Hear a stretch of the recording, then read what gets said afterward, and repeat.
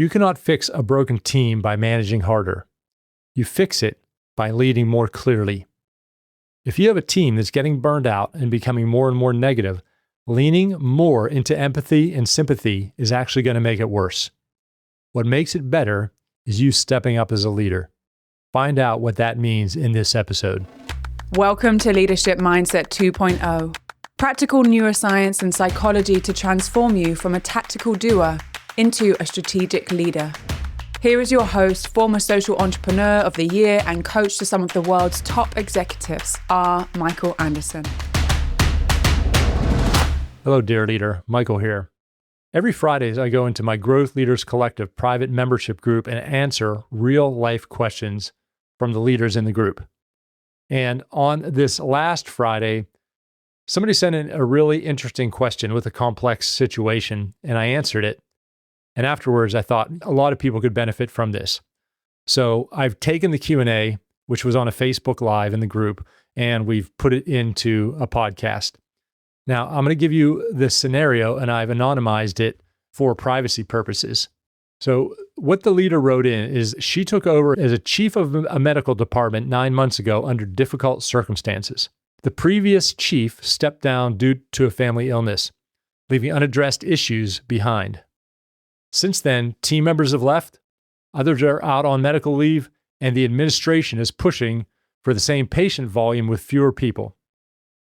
When she asked her team to take on more patients, one person openly refused and others followed. The team is burned out and negative. Workload statistics match other centers, so she can't get more resources. She has made process improvements.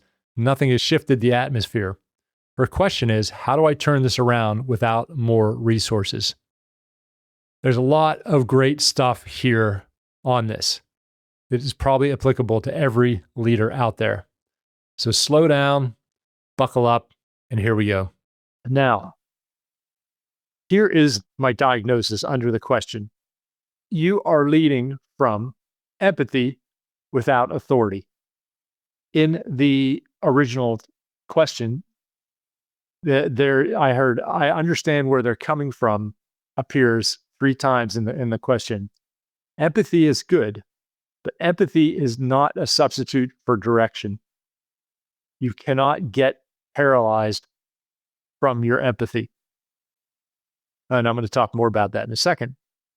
The loud, negative person is, in a way, the leader of the team right now, and people are taking directions from them.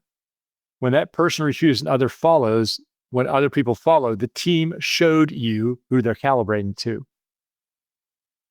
And it also sounds like you're trying to fix everything at once, and you're being more tactical than strategic. You're being more management than leadership. And you are, because you are dealing with a negative, probably toxic culture, dysfunctional culture, you're trying to work on things down here when you need to be working on things up here, and then having them fall down, cascade down. And you are spreading yourself too thin. And now change and culture like this take time, and you have to be really focused and clear about what you're doing in the process. We're going to talk more about that too. Then you're in the sandwich here because you have admin pressure, you have pressure from the top to perform, and then team pushback. But you need to have a clear story about where your department is going.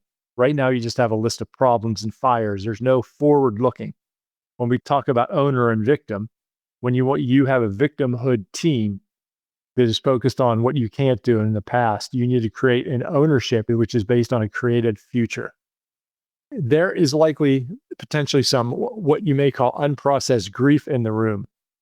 The previous chief left under really tragic circumstances, and I don't know their relationship to the previous chief. There may be things that need to be talked about, even if they're difficult, around the last boss, around the culture, whatever. So here is what you have to remember. Your leadership is a reflection of the relationship with yourself. So you need to move out of this anxious, conflict-avoided, trying to please place and really understand, what do you want to create? And really hold honestly to that. Because they're looking for leadership. They need leadership. They don't need problems fixed. They need a vision. They need a strategy. That's what they're looking for. So here's a couple different things you can do. One is meet one-on-one with that loud negative person and have an honest conversation with them. You need to get this out, and you need to see if this person can change. You need to hear them out. A lot of people probably need to be heard. So you can ask them what's going on, and then you can talk about what you want to create with them. And you need to know, are they on board or are they not on board? And are they going to give you a chance or not give you a chance? And if they're not going to give you a chance, they're going to stay in this negative thing, then maybe you put them on a improvement program or something. You may have to take some drastic measures here. So that's what you need to do. But what you want to do is you want to get them, you could say, hey, this is what I want to create. I need your help getting there. And see if they will be somebody who is going to get on board with that or not. But if you are going to have somebody that's stuck in their toxicity and victimhood, they need to leave your team, because you can't work based on what you said. You're in a hole here. Your loyalty has to be to the team and the customers, or in this case, your patients. I know you care about individuals in the team, but you're there to get a job done, and you need to focus people on getting that job done. Right now, they're focused on why their life sucks. You need to focus them on getting their job. Sounds like you've been working on processes. Processes don't fix the culture when they're waiting for leadership.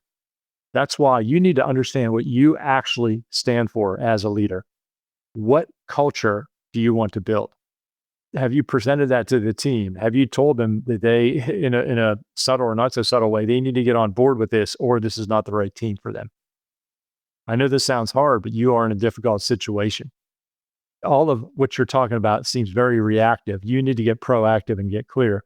And I'm not saying this is easy. This takes courage and this takes work.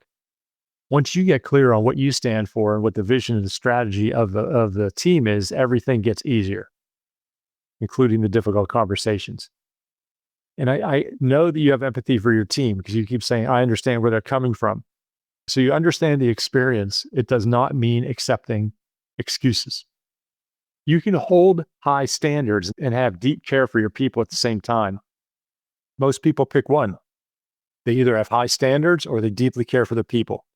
Great leaders do both.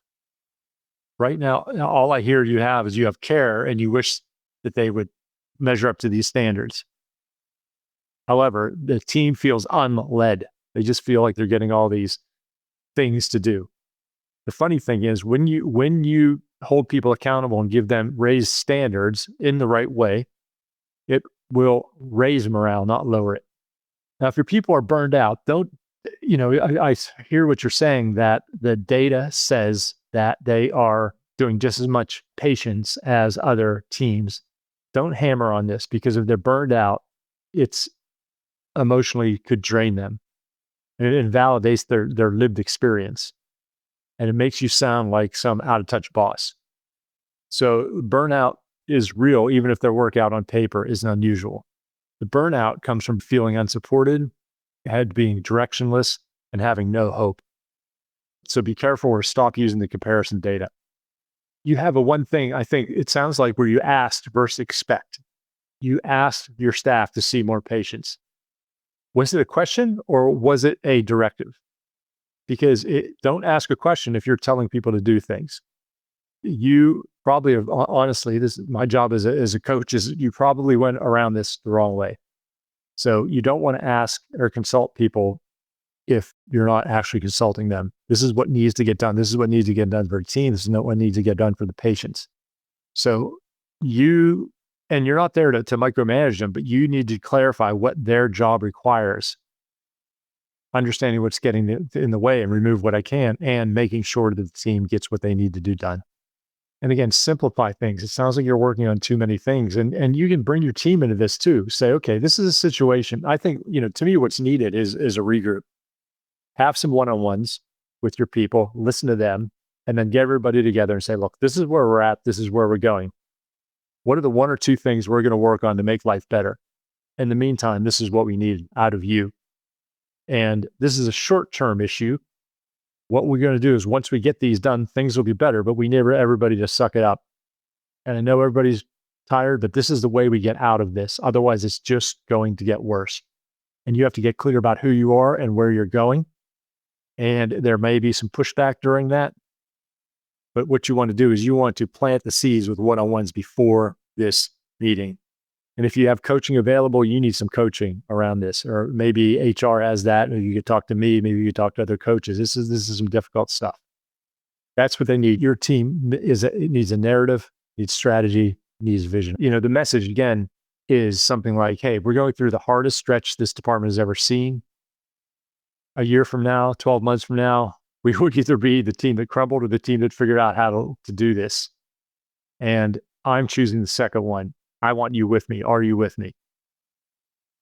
And if they're not with you, that's okay. Then they can find their way on another team. Maybe there's some conversations that need to be made about the history, how you got there, maybe even your previous chief and the family illness. How did that affect the chief's decision-making and how they were showing up? And maybe there just needs to be some stuff talked about. With your upward leadership, there's still more you can do. You can go to your upward leadership and say, hey, I understand that we are just treading water here. I also need some help, whether it's with coaching, whether it's with some additional resources. Tell them, here's my plan. I could use some help on my plan.